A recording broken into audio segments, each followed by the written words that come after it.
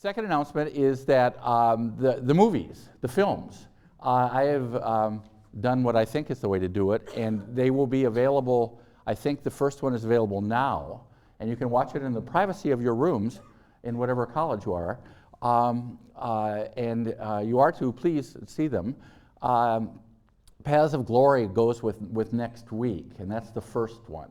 And it's very short, it's very good. It's one of the first Kubrick films, and it's about the mutinies. And I will talk about the mutinies next week. So please have seen the film by Monday. And then, can you tell them in section how they do that? I mean, I did it, but I'm not sure how I did it. So they should be set up. But it's a film. Another thing you can do is you can go down to film studies in the Whitney Manning Center, and you can check out the film and watch it there. Or I think you can take it back also, but you can watch it on your computer screens. So, but those are the three. The first one is the first one, and then the second one is the second one. Boy, I'm really awake today. The second one is Triumph of the Will, which will go with the fascism lecture, and be sure to have seen it before. And the last one is Au revoir les enfants, Louis Malle film, which will be subtitled in English, and I think, yeah. And yeah, it is, and that goes with the second to the last lecture. So make sure you see these films, and none of them are long, and they're all great films. So if you can buy into Kirk Douglas as a French soldier, you have to suspend reality a little bit to do that. Okay, any announcements? Things happening? All right. So today, this lecture. Much of it just parallels the chapter, because the origins of World War I can be confusing, and I just want to make those perfectly clear so that you know this stuff. So to help you read the chapter. And also, we used to have you read Goodbye to All That, which is very long but very good, Robert Graves, and then we used the inevitable All Quiet on the Western Front, but we suppressed those, and so it's even more important that you read the chapter. So let me get into that, and I'm not going to write all the terms on the board because there's so many, and I sent them around, so it's just it's hard to see anyway. So what I have up here is when I talk about birth rates is between the drilling, God darn it, in the background. Anyway, live births 1908, 13 per 1,000, but I'll go into that in a minute. So let me, start now. So, because World War I, 1914, so many people wanted war, and they ran to the Gare de l'Est and chanted up à Berlin, and drank lots of champagne, and then in Hauptbahnhof in Berlin, they chanted nach Paris, nach Paris. Nobody knew that the war was going to last over 4 years and kill millions of people and mark the end of four empires, and arguably help contribute to the end of the fifth, that is the British Empire, and the impetus toward decolonization that comes out of World War I. Nobody knew that the war that was supposed to be over by December wasn't going to be over by December, and outside of a couple of journalists who had been following the Russo-Japanese War in Manchuria, had seen kind of the evolution of trenches, nobody predicted that kind of war. And I'll talk about military strategy at the end today, or in the plans for the war, or depending on the timing, the end of or the beginning of next hour. But so this makes the origins of the war so much more important. And there's certainly, in terms of diplomatic history, there's no other event in the history of the world that has been so poured over than the diplomatic origins of World War I. The famous entangling alliances, the house of cards that collapses, all of those very familiar images. And after the war, I had this great uncle who fought in the war. I mean, great uncle. I mean, he was an old dude when I was a very little guy. And he'd been in France in 1917, and at the end of the war, I remember when I was a little kid, he gave me the sort of printed out books showing that the Germans had started the war. I mean, it was the official account of the origins of World War I. And of course, the fact that at the end of the war ends with German troops inside France.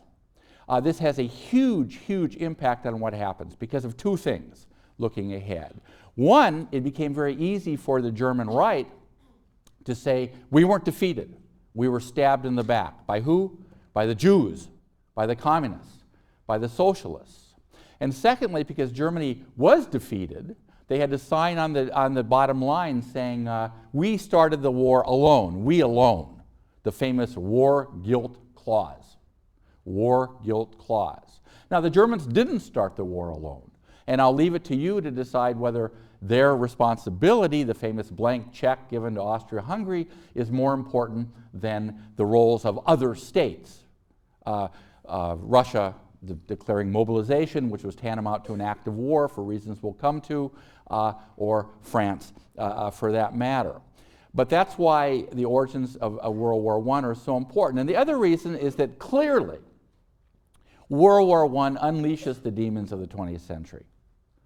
That the kind of racist stuff, the even somewhat genocidal stuff is out there in the public domain. But World War I turns it loose. And we talk about, I hope convincingly, the Europe of extremes, which is a title of a wonderful book by Eric Hobsbawm, and one extreme being communism, but the other extreme, which was more prégnant, which was more victorious, more overwhelming in Europe, was the rise of fascism. And in particular, the rise of National Socialism. And this stuff was out there, but National Socialism and the Nazis cannot be understood without World War I. So that's why this stuff on the origins, this diplomatic history, is so important. So that's why I'm paralleling what you are reading. Now, that people, if you ask people in the 1880s and 1890s, who will fight in the next war? Many people in Germany, most people in Germany, and many people in France would say that it'll be the Germans fighting the French because of Alsace-Lorraine. Other people, as we'll see, particularly in the 1890s, will say, no, it's the British and the French who are going to be fighting. Colonial rivalries, fashoda, and all that business. But the one, you know, as in what you're reading, as I put it, the old hatred that cannot be put off stage during the entire period, even when French and British relations are at their nadir, at their worst, is that between Germany, united, the empire proclaimed in the Hall of Mirrors at Versailles, Chateau de Versailles, and France, because after all, the French had to give the second most industrialized region, one of the most prosperous regions, that is Alsace and much of Lorraine, to Germany. And I'm going to end up with an incident that looked like war was possibly going to break out between Germany and France, and that is the Saverne incident, and talk a little bit about Alsace-Lorraine and stuff that isn't in the book later, just to make it clear. And it is complicated, because the French could never accept the fact that Alsace and much of Lorraine was now German. Now this is, again, remember we talked about nationalism and constructed identity. Most people in Alsace and in those parts of Lorraine that became part of the Second Reich, the Second Empire, what do they speak? They spoke German dialect. They did not speak French. More about that later. There was bilingualism, but that's interesting. If you ask them, you know, what nationality are you, and they reply in German, I am French. You know, if you were somebody doing a survey now, you'd be sort of shocked by that. But I mean, these are complex, these identities. So anyway, the rivalry between France and Germany was always there. If you went to the Place de la Concorde in Paris, the statue of Strasbourg, the town of Strasbourg, which you know, important European capital now, but I mean, of the new Europe, for better or for worse, was covered in mourning cloth for much of the period because it had been amputated. They used this image often, that the right arm of France had been amputated in the settlement after the Franco-German War. So that rivalry is there. And French military planners, right through the whole period, at the time of Boulanger, who was one who built his reputation, you already have read about the general Georges Boulanger, he is Mr. Revenge. And a military planner said, when the war comes, we will move into Alsace and take Alsace and parts of Lorraine back, and then we will move to Berlin. Simple, just like that. And to the very end, that's their military strategy. Attack. They're going to attack and get back Alsace-Lorraine. What the Germans plan to do has a lot to do with the way the war starts, and we will get there. Now, the second big rivalry in Europe, and again, think of the 28th of June, 1914, Sarajevo. 16-year-old, heavily armed Gabriel Princip, is that between Russia and Austria-Hungary. And their rivalry is over the South Slavs, who are within the Austro-Hungarian Empire, and the Serbs, who are not, but who provide a constant force for destabilization in the region. Now, as you know, since the time of Catherine the Great, she set her eyes on Istanbul, Constantinople, the same city, on the Straits, on access to the Black Sea, that there was always going to be this drive of Russia to the Straits. And as you know later, Turkey allies with Germany. But the big rivalry is in terms of Russian influence, destabilizing influence, seeing itself as the protector, the mother of all of the Slav peoples, is a permanent force of destabilization in the Austro-Hungarian Empire.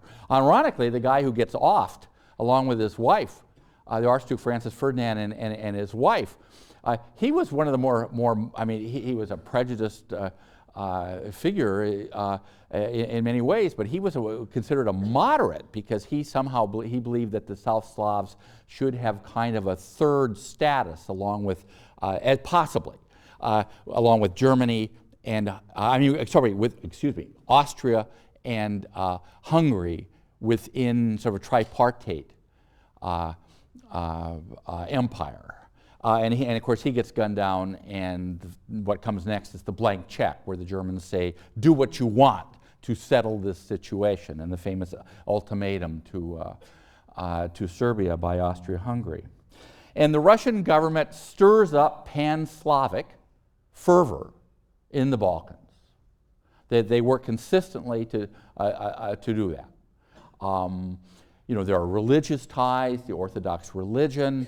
There's ties of alphabet, the Cyrillic alphabet used in Serbia. Serbo-Croatian is the same language, but spoken language, so Serb friends and Croatian friends would deny that in some ways, but basically it's the same spoken language. But the Serbs use Cyrillic alphabet, which is what the Russians use, and the Croats, who are Catholic, use the alphabet used in Western Europe. So the European alliance system, this entangling alliances, hinges on French and German enmity and the competing interests of Russia and Austria-Hungary in the Balkans. And it also hinges on Bismarck, who is in many ways an odious guy, but very, very clever guy. His fear that Germany would have to fight a war on two fronts. And so what these powers are doing are looking for allies. And as Bismarck said, it's interesting, he said it in French, showing that in many ways French was still the language of diplomacy. He said, when you've got these great powers, 5 of them, in quotes, you have to be à trois. You have to be with the 3 and not the 2. And his worst nightmare, and Bismarck was somebody who, he said he liked to lie awake at night and hate. His worst fear was having to fight the Russians and having to fight the French at the same time. And so when he encourages the French to get into the imperial game at the beginning, he's doing that to try to, get them to blow off a little steam out there in Africa. My map of Africa is here. Remember the line about the map of Europe. And so he said, here's the exact quote, all international politics reduces itself to this formula, try to be à trois, as long as the world is governed by the unstable equilibrium of 5 great powers, Germany, Austria-Hungary, Russia, Britain, and France. And these treaties, these arrangements, that is the emergence of the Triple Alliance and the emergence of the Triple Entente, at the time of the war, these are, Italy is up for grabs, open to the highest bidder, and Italy will go to war despite having been a member original of the alliance with Austria-Hungary and Germany. It will go to war on the Allied side because the Allies promised them more in 1915. But that's another story. But that's very important in the emergence of fascism in Italy, because Italy, after the war, though nominally victorious, does not get what it wants. It does not get the Dalmatian coast. It does not get the Tyrol mountains, because if you fought a war based on national claims, why turn around and give regions and have only a minority of Italian populations to Italy? And Benito Mussolini goes from being a socialist to being a fascist, helps create that party based upon this idea that Italy had been screwed. They never got what they were supposed to in World War I. And so he comes to power as a fascist, as you know, in 1922. So in 1879, Bismarck forges this cornerstone alliance between Germany and Austria-Hungary, and it's predicated on German support for Habsburg opposition to the expansion of Russian interests in the Balkans. And you can see in this the origins of the famous blank check in the summer, hot summer as it was, in 1914. And in 1880, Italy allies with Germany and Austria-Hungary, forming the Triple Alliance. But the wording is such that it doesn't necessarily bring Italy into the war. And as I said, Italy will come in on the side of Austria-Hungary and Germany, and Italy comes in, as I just said, in 1915. Now, the details of these treaties, and these diplomats are still under the influence of Metternich and all that. Now, the details are not known, but the outlines are known. I mean, the details are not known, but the outlines of these treaties are basically known. And one theme right through the period is every time that Russia seeks to expand its influence in the Balkans, Austria-Hungary gets concerned, and they turn to Germany saying, you will back us, won't you? And they say, yes, of course, we will back you. And in the end, what happens is that the blank check goes to, after the ultimatum, to Serbia by Austria-Hungary, do whatever you want to settle the situation. We will back you all the way. Now, why does Germany become encircled diplomatically and ultimately in war? How does it happen that Russia, Tsarist autocratic Russia, allies with Republican France? That the Tsar, the oppressor of the non-Russian peoples, especially the Jews, in Russia, comes to Paris in 1889, and they name a beautiful bridge after him, the Pont Alexandre III, the bridge of Alexander III. And that the Marine Band learns the theme song of the Tsars. And the socialists go wild in France. And how can you ally with these people who are repressing socialists, or repressing nationalities? They're repressing everybody and run this police state. And so the last thing that Bismarck wanted are these two big states to come together on either side of him. How does this happen? Both France and Russia are outside of the Triple Alliance, which you already know. But there's another reason. As a matter of fact, I read about 4 or 5 years ago, there are still French companies trying to get their money back from Russia because they lost their money in 1917 when the Bolsheviks came to power and ultimately nationalized industries, big industries particularly.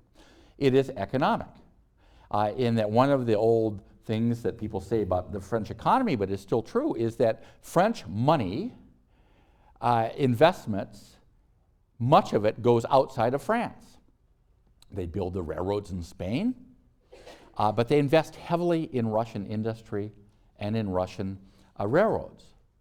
And so these economic ties are very important. I mean, there are also cultural ties. I mean, because of the popularity of French in aristocratic circles in Russia. But on the other hand, there were lots of Russian nobles who spoke German, who lived in Königsberg, which is still, the sort of enclave now that is still part of Russia, sort of stuck between, Poland and Lithuania.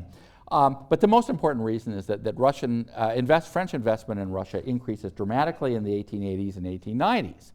And that, France seeks an ally against Germany, and that relations between Russia and Germany, and this is already obvious, you've already discerned this, are going to deteriorate because of this tender relationship between Austria-Hungary and Germany over the Balkans. And in the very end, I mean, one of the ludicrous aspects of this whole damn thing is that just as they're about to go to war, and just as Tsar Nicholas II, about whom we'll come back and discuss one day, he signs the mobilization order. And mobilization, for reasons I'll come back to, is tantamount to an act of war. He's dashing off letters to his dearest cousin, Willie. And Willie is writing back to my dear cousin, Nicky. These people are related, they're cousins. But international circumstances and the tensions over the Balkans and French fears of Germany bring Russia and France together, and the French Marine Band sings or plays whatever the theme song of the Russian Tsars is. It certainly wasn't Dr. Zhivago, but whatever, when they arrive. And so for the Russian government, it blames Austria-Hungary for trying to undercut what they view as their logical influence in the Balkans. And Germany will back them right away. So in 1892, France and Russia sign a military treaty that says that there'll be a military response if the other were attacked by Germany or by one or more of its allies. And they form a formal alliance in 1894. Now, what about Britain? What about Britain? Now, one of the things that the British don't want to ally with anybody.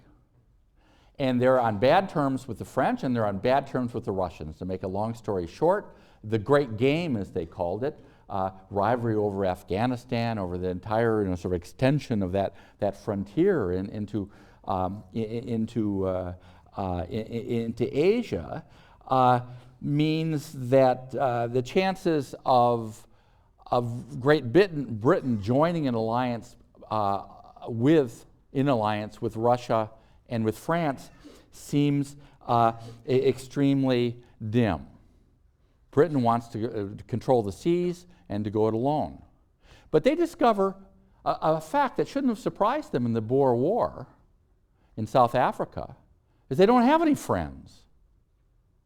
That nobody supports what they're doing in South Africa. And it's better to have an ally in a world that gets increasingly dangerous. And what happens gradually is that the rivalry between Germany, again to make a long story short, between Germany and Britain ultimately will cause Britain to look for allies, and that suddenly it seems less probable that France and Britain will go to war. Now, what is the nature of this increasingly bitter rivalry between Germany and Britain? One is obvious: Africa. That's one. Second, economic. In that the German economy is growing by leaps and bounds. It is the #1 country in chemistry. Those of you that are chemists, the university system, where in Britain, the university system isn't terribly practical. But in Germany, chemistry is part of what they do in the German universities, which are great universities. And they begin to lap the British in chemistry, chemical productions, and they catch up and go ahead and steal too. And so this is a big rivalry. And the British government it begins to run scared because the city is running scared. And third is this famous naval rivalry which Paul Kennedy, my colleague and friend, has written a book, The Anglo-German Naval Rivalry, is that the Germans start turning out these huge ships. And then the British respond. They produce the dreadnought, which becomes a symbol for these huge, powerful battleships such nothing had ever been seen before. And the naval leagues in both countries, again, this is the culture of imperialism, the culture of aggressive nationalism, put huge pressure on governments to throw every available resource in the building of more and more ships. And Britain, which has always basically controlled the seas since the Armada in the late, the defeat of the Spanish Armada in the late 16th century, they're running scared. Now again, you can't look ahead and say, aha, but there was only one naval battle of any consequence in World War I, at the Battle of Jutland off the coast of Denmark, and it's kind of a draw, but basically the Germans are forced back into port, so they lose. But the British couldn't anticipate that. So their fear of Germany and the saber rattling of the thoroughly irresponsible idiot Wilhelm II helps make it possible to imagine an alliance with the sneaky French. Now, in the 1890s, there were a lot of war novels about future wars. And this in itself reflects the fact that many people thought there would be another war. Again, they didn't know it's going to be a war of 4.5 years, but they think there's going to be another war. And I assure you, I've never read the following book, but one of the more successful was, for a brief time, was this sort of book about a future war. And it's I guess it's in the early 1890s, or about the time of Fashoda maybe, but it's in the 1890s, or maybe the first couple years of the 20th century, it doesn't matter. Dover, the middle class of Dover are out parading in the rain, around in the rain on a Sunday morning. Miserable weather. And they suddenly find that Dover's been taken over by the sneaky French. That they've been digging a tunnel under the English Channel. Now, Napoleon wanted to dig a tunnel under the Channel. There is a tunnel under the English Channel. The tunnel, the trains rocket along, at least until they got to Britain, and then it could plod along at about 2 kilometers an hour, but then they've improved that side of it anyway. There's sort of a French bias, but too bad. So they suddenly find that as they're strolling along in the pouring rain, horizontal rain, that these sneaky French, that there are soldiers all over. And taking these sort of national stereotypes, that the French are disguised as waiters, wearing dirty waiter uniforms. And under this is the British image. I wouldn't even comment on what English kitchens would have been like or something, but it'd be a cheap shot. But under these towels were sneaky weapons, and they take over Dover. And then, of course, the British get it together, and they drive them back into the tunnel and shoot a few, and then they cement up the tunnel, and then Parliament passes lots of more battleship bills, et cetera, the future novel. But there's another one 4 or 5 years later, and I haven't read this one either, and I ain't going to read it. And the people in Whitby, or Scarborough, speaking of horizontal rain, in the East Coast, they wake up and they see these huge German battleships just lobbing shells that can reach and blow up York, lobbing one shell after another. And the sequel isn't very interesting, but the British Parliament passes even more bills, and then the battleships of the good guys, in quotes, go and blow up the battleships of the bad guys, and everybody can go back to eating odd things on a Sunday morning. So how does it happen that scenario is reversed about what the future will be? Well, I've just explained it. It has to do with the fears of both of these states of Germany. And that the crises, which you can read about, the Moroccan crisis in 1905, makes even firmer this military alliance. It's called an entente, or which is a word in English too, or an understanding, but basically it's an alliance. And by 1905, they're already saying, look, our Navy, the British Navy, will take care of the North Sea and the Channel, and you guys take care of the Mediterranean. The crisis in 1911, the second Moroccan crisis, which pushes Germany and France close to war, affirms all of the above things that I've said. Now, don't get the idea that in 1911 things are more dangerous than 1910, and 1910 they're more dangerous than 1909. Again, this sort of hydraulic model of everything, pressure building up, and finally there is war. It doesn't work like that. But that these alliances become firmed up, and of these, these great powers, that Britain and France and Russia end up in, Bismarck was dead by then, but in his worst nightmare of being à trois, of being three. Now, the French, by the way, had another reason to be particularly eager to have an alliance. Is that an odd thing happens in La Belle France, in most of France. The French population stops growing.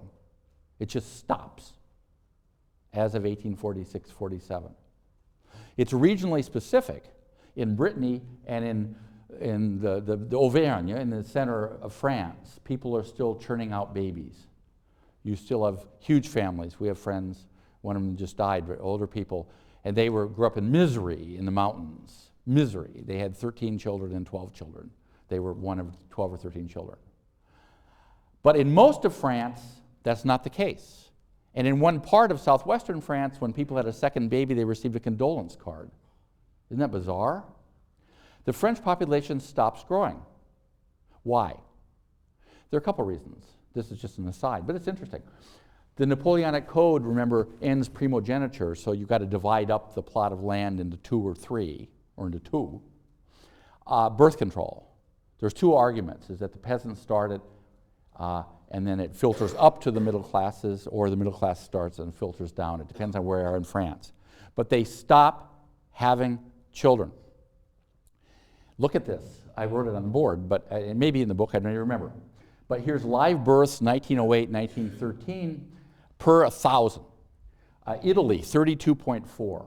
Austria, 31.9. Germany, 29.3. England, 24.9. USA, 24.3. France, 19.5. I mean, that is so low. The French population would have literally not grown had it not been for immigrants. Immigrants then were people coming from Italy and from Switzerland, but mostly from Italy, and from Spain too, some, and from Belgium. So what's the effect of this? Is that there's this enormous crisis. It has to do also with this sort of threatened virility. Why do we have fewer children? What's the matter with us? France is becoming too effeminate, et cetera, et cetera. You can just hear the language of this. Women are not serving the state. Why are they not having babies anymore? What's the matter? They want to vote. Is this getting in the way with having babies that could be sent off to war? So it causes an enormous problem. And it's discussed all over the place, particularly by the nationalists. We don't have enough children. Jumping ahead, and I'll come back to this. Verdun, 1916. The Germans say, we're not going to take the forts at Verdun. They're untakeable, cannot be taken, they cannot be pris. But we will make them pay so many hundreds of thousands of people that we will bleed them, and they'll be forced to sue for peace. Falkenhayn was the general. We won't take the forts, Douaumont and Vaux, but we will kill so many hundreds of thousands of people, and we can afford to lose hundreds of thousands of people because our birth rate is higher. Nice for the people sent into all this stuff. More about that later. So this has a big effect. If you're going to go to war and get Alsace-Lorraine back, and as Germany gets more and more aggressive, irresponsible, no question about it, in an age of aggressive nationalism, you better have somebody else to help you out. Because there's a lot of them, and they blew us away in 1870, 71. And they defeated, they didn't blow away, but they defeated Austria. Prussia defeated Austria in 1866, cementing its role as the most important power in Europe. So that helps as well. Now, the French fears and all that. Now, a couple more points. I want to give you an example from this, and I mentioned it just briefly, but it's interesting about how this works, how small incidents in a complicated world of national rivalries and competing identities can almost launch the war. It took the assassination of Francis Ferdinand to start it all off. There would have been a war sometime. And this is the case of Saverne in German, Saverne in French, S-A-V-E-R-N-E, a very nice little town. Went to Saverne, got to see all these places. I went to Saverne, there's a nice canal runs through it.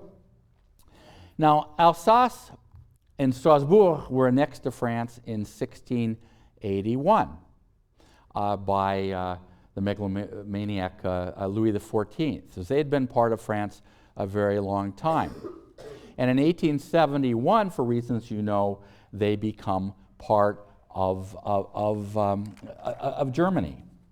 But this incident at Saverne, what it does is it reinforces the stereotypes that the French have of the Germans and that the Germans have of the French. The image of German quest for domination and aggressiveness, and the role of the German army, which seems to have absolutely no limits. As someone once said about Prussia, that it was a state tacked on to an army. And the Saverne affair seemed to indicate that Germany was still the same way. Now, if you go up to Alsace, you go up to the Vosges Mountains. There's this route called the Route des Crêtes, so the route of the peaks. And you can look down into the Vosges, which was France, until it still is France, but from what had been German Alsace. And you can see all of these monuments put up by German hiking clubs to try to reaffirm this German identity that people had. And identity is extremely complex thing. But first of all, what is clear is that the vast majority of the population spoke German. Now, whether this makes them feel German or not, that's it's not sure. But let me give you a couple examples. I didn't send this around; it's too much. But let's say that for the total of Alsace and Lorraine, the parts that were annexed into the German Reich, that the number of communes in which German was the dominant German dialect was the dominant language is 1,225. In which French was the dominant language was 385. And the percentage of the population that spoke German is 77%. The population that spoke French as their major language, 12%. There is some bilingualism, but not a whole lot, actually. And 10% sort of neither, in that they were probably more or less perfectly bilingual because of intermarriage. And so, when the Germans come in, after 1871, they are better than what the French did after World War I. The French tried to just rip German out as a language of instruction, get rid of all the street signs in German. The Germans are a little more delicate in the way that they do things, but German is the language of the administration. But another important point is that they don't trust the Alsatians. Even though they speak German, they don't trust them. That Alsace and those parts of Lorraine they're annexed into the Reich, but they don't have the same rights as a region that the other parts of Germany, like Württemberg and Bavaria, have. And that German deputies from Alsace and those parts of Lorraine don't have the right to vote on issues of war, for example, in the Reichstag. They are not trusted because they are seen as potentially disloyal to the Reich. The idea is that they have been infected with Frenchness. Now, part of this is religious in that, it's so complex. Alsace is a wonderfully interesting area. It has the largest percentage of Protestants in France outside of Ardèche in the south center. It's also got a large percentage of Jews who had been victimized by anti-Semitic riots after 1848. But the majority of the population is Catholic. The German Empire, going back to the Kulturkampf of Bismarck, the war against the Catholics, still doesn't really trust the Catholics. You've got Catholics in Bavaria, usually very right-wing Catholics in Bavaria. You've got Catholics in the Rhineland. You've got some Catholics up north in the Palatinate. And you've got a lot of Catholics in Alsace. And so they don't trust them, basically. They don't trust them. And so relations between the German troops, who, as in the case of Spain, are not coming from that region. Spanish people who are occupying Catalonia come from Galicia, or they come from Castile. So they won't be infected by the local population from the point of view of the Spanish state. And so the troops that are in Alsace are not from Alsace, because they don't trust them. And so tensions are very good.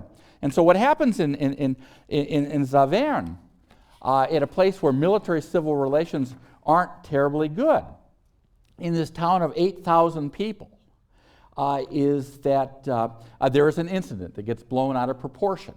There's some drilling. They're drilling. The German soldiers are always drilling, and they're drilling, and the commander makes a crack about the Alsatians, and he calls them an extremely unfortunate scatological term that he meant to refer to all Alsatians.